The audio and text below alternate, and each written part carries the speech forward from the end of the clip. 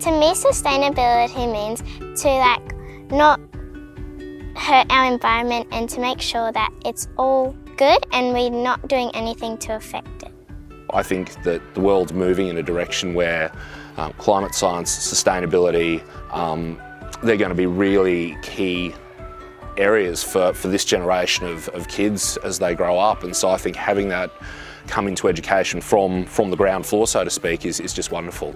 It's a great opportunity for our kids to get that hands-on, rich contextual experience, and they really feel they're making a difference in the world as we look at the clownfish population on a reef.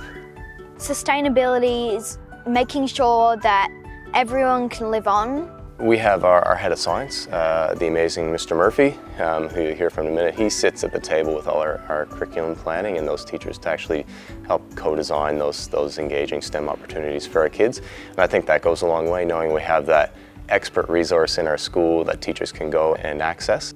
Looking at our plan for our school, we went and created a STEM. That gave us the ideas that we wanted to focus on throughout this year. It also reminded us what we were doing well, and it gives us an opportunity to focus in other areas. And then if we're talking about the SEMP with our other teachers, they may have an interest in, for example, it could be black fly larvae. There's a few teachers that are getting right into that. There's a few teachers lately been talking about vegetable gardens. So if we can refer back to our SEMP and see where our goals are and where we're heading and what we'd like to achieve, that gives us that target that we want to work towards. I think throughout our school we have so many different programs that students are looking forward to then moving to that next year level. They might get Sandy the bearded dragon in grade 3. Grade 4 they know to look after the birds. Grade 5 and 6 they can volunteer to look after the fish.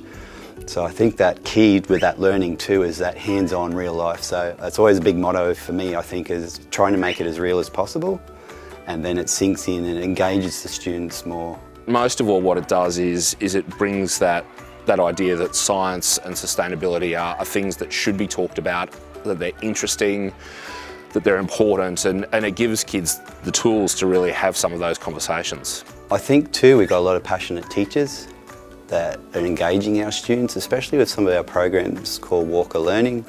Students have investigations and they look at the impacts it has. For example, our grade 1s looked at how a habitat can change, and they had some buildings and then they had an original koala habitat and they had an investigation questions asking them what happened here, why has that changed, what impact will it have. So the partnerships we have, there are many. I suppose I would say what partnerships do we not have?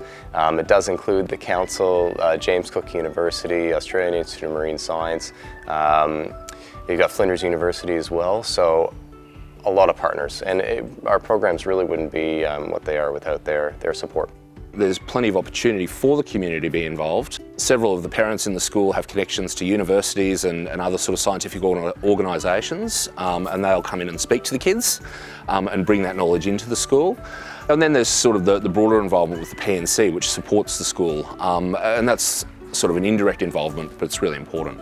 Since 2021, we've been working with Belgian Garden State School. So it's been a great partnership, and we do a litter cleanup. So we do a whole riparian assessment, which it teaches them really great skills on how to monitor these waterways.